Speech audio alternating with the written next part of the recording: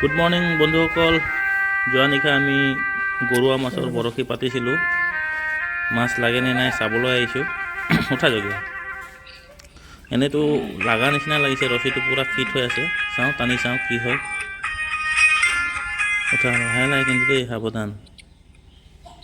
চৈ লাগিছে লাগিছে লাগিছে, লাহে লাহে লাহে লাহে জগিয়া। চাৰা মেহনত পানীত মিলি যাব।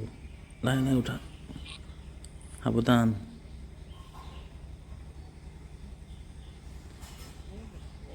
জলদি লাহে লাহে টান। আরে যে ও আছে আছে আছে আছে, উঠা উঠা উঠা। চাবি চাবি চাবি,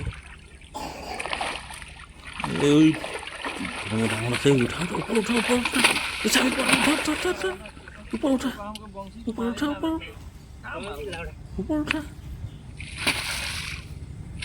উঠা, জলদি উঠা।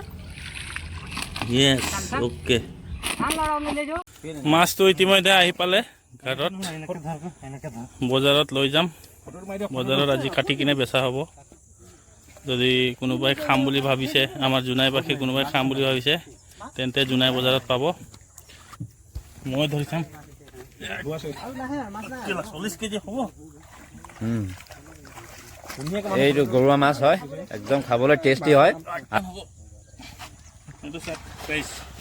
35 কেজিমান হ'ব। দুটা হাতৰ পৰা দাঙিব পৰা নাই। আজি জোনাই বজাৰৰ মানুহে খাব পাৰিব, আৰু যোনে খাব বিচাৰে জোনাই বজাৰ আহি যাব। বাবা পেগুৰ লগত পাই যাব।